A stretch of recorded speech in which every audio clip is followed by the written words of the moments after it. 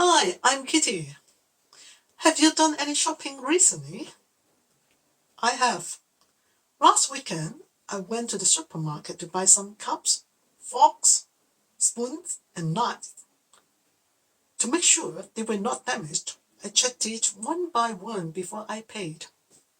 Hey, did I say cups, forks, but spoons and knives? And damaged but checked. Why did I say spoons and knives instead of spoons and knives? And say checked instead of checked? When I learned English, I was as confused as you are now. I asked my native speaking teachers, but they couldn't explain to me very clearly. But today, in this video, I'll use the IPA to reveal the secrets. So Kitty, I've taken a look at your phonemic chart. It's very well organized and impressive. Are you going to demonstrate how to make all these sounds one by one? Oh, thank you. I'm glad you like my chart. I think there are quite a lot of videos on the internet teaching people how to make the sounds. So I'd rather share something more interesting, which many learners might not know or haven't paid attention to. Okay, what is that? Um, I'm not going to give the game away right now, but would like to discuss some facts about the consonant first. I remember when I was young, my teachers told us there are two groups of sounds in English, vowels and consonants. But they have never told us there are actually two groups of consonants and their relationship. Okay, and if you didn't know this, then how did you pronounce consonants? Of course, I couldn't, could I? My English really sucked. I remember distinctly my teachers told us when we pronounced the letter F, we had to keep our front teeth on our lower lip and blow the air out like this. F, F. Do you want to know how my teachers taught me how to pronounce the letter V? Yeah, how did they teach you? They said we had to bite our lower lip like this. V, V, V. I mean, as far as I know, the only difference between F and V is that V is voiced. Hmm? Yeah, I don't think they knew anything about voiceless and voiced consonants. Actually, many people don't know what they are. So if I'm not mistaken, when we pronounce a voiceless consonant, we blow the air out of our mouth. Yeah. But if it's a voiced consonant, we hold the air in. Yeah, exactly. So when we pronounce f, we blow the air out because it's voiceless. F, f. And when we pronounce v, we had to hold the air in our mouth because it's voiced. V, v. If you look at my chart, I've paired the voiceless consonants with their voice partners. For example,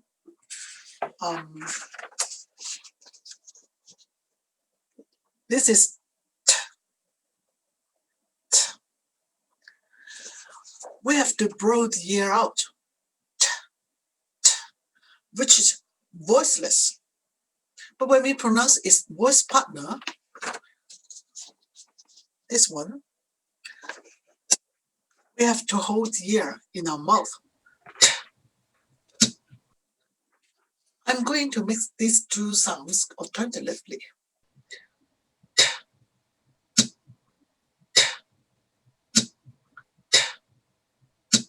Can you hear the differences? Yeah, I can.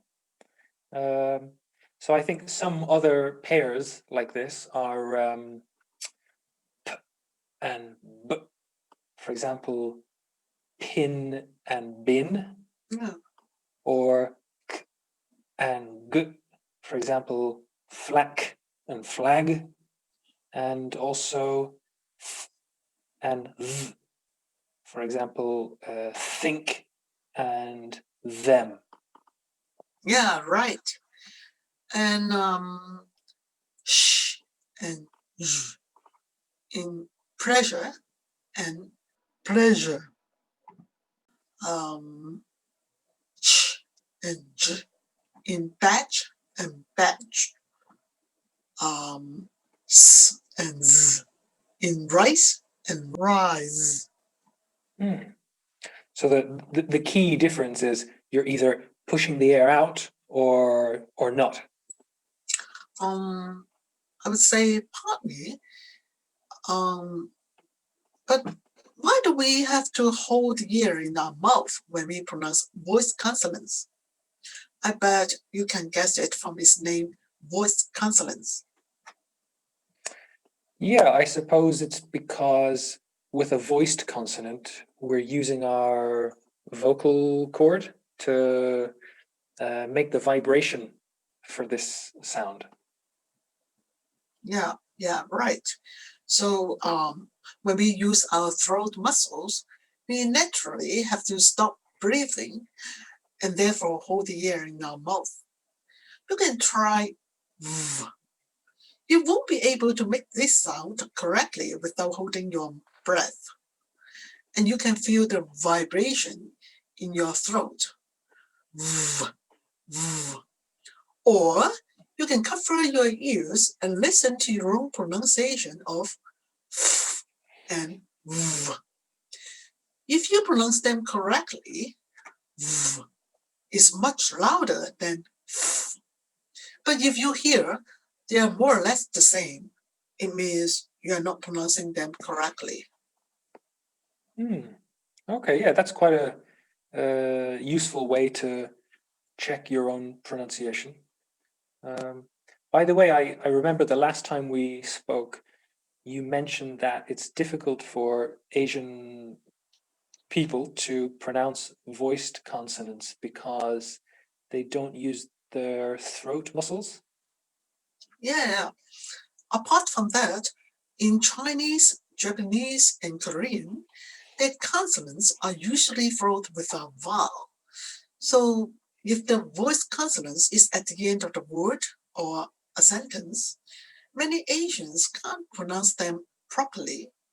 Mhm. Um, let's take a look at the word flag in this sentence. Could you pass me the flag? I think most of them will replace with the with its voiceless partner and say, could you pass me the flag? Or simply drop the sound and say, could you pass me the flag? Mm. But I mean, is it really important to pronounce this sound correctly? I mean, if they're speaking to someone, won't the other person just understand them through the context? I think they can be understood, but that's just part of the story. Many people might not notice the last sound of a word is very important. If you can't make the last sound correctly, you will neither be able to pronounce their plurals or past tense correctly. Oh, why is it important for plurals and past tense? Um, well, the spelling of English is sometimes quite misleading. Um, the pronunciation isn't necessarily the same as the spelling. Mhm. For example, the letter S is pronounced as Z in kidz, and the past tense of check is pronounced as checked. Yeah. I used to mispronounce them as kids and checked, which are downright wrong. Mm. So would you say that this is a very common problem in Hong Kong or other countries? I believe so. You know, we don't know when we should pronounce S as Z and ED as a T. Hmm. So, how would you help your students with this? I think the IPA is very useful in this situation. Uh, let's take a look at the word kid. Could you tell me if t is a voiced or voiceless consonant? D is voiced. Yeah, but what does it mean? Well, it means we have to use our vocal cord to make a vibration sound. Right. So if the sound after t is also voice consonant, it'll be easier for native speakers to pronounce it. And therefore the sound s is changed into z. And then they say kids. But in Asia, we find it difficult to pronounce kids because we lack throat muscles. And therefore it's not easy for us to say it. Instead, we will say kids. Hmm. Okay, that makes sense. Yeah. If you look at this chart, we can see the plural as is pronounced as s after 5 consonants. Cats, peeps, checks, beliefs, and maths. Okay. And the plural S is pronounced as Z after the other consonants, such as absorbs, leaves, dogs, and levels. Um, and I think the S of all of the vowels are also pronounced as Z. So sees, uh, eyes, bows, and goes. True. And we add a vowel to say it's after 6 consonants, like brushes, churches, changes, sabotages, increases, and amazes.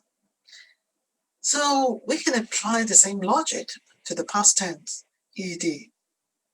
Mhm. Right. So we pronounce ed as t after voiceless consonants. So, for example, peeped, checked, chuffed, brushed, and we pronounce it as d after voiced consonants and vowels, like robbed, ganged, peeved, changed, played, and tried. Right. But when the verb is ended with a t, is added into ed to become tet. For example, treated, tested, interested. Mhm.